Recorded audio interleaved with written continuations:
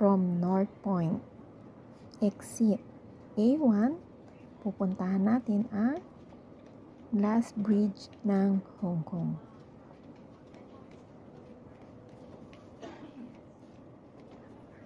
Exit A1.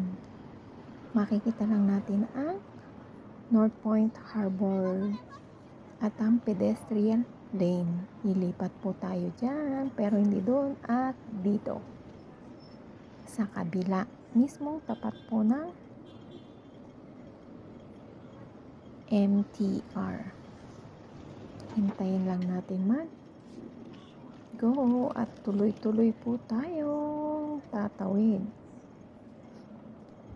Pagkatawid po natin ay lalakad tayo ng lalakad.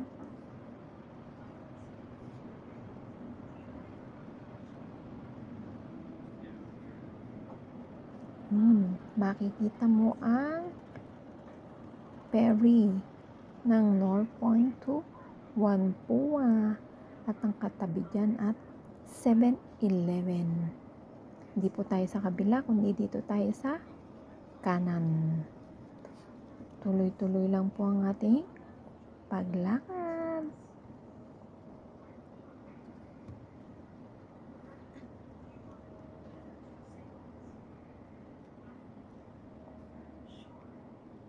Meron po tayong makikitang mga arrow. Sundan lamang po natin yan.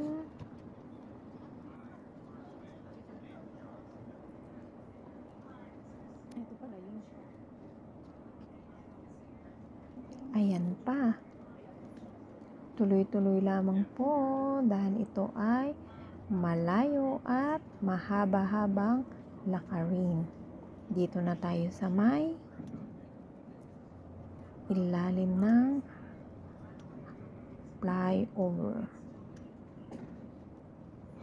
Tuloy-tuloy lang at doon tayo nagmula. Ayan na, malapit na tayo. Tuloy-tuloy. Ayan na, nandito na po tayo sa bagong glass bridge ng Hong Kong. Wala po tong entrance fee. Ito po ay free. Starting ng open ay every morning 11 a.m. to 6 p.m.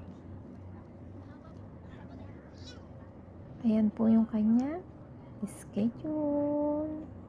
Have a good day.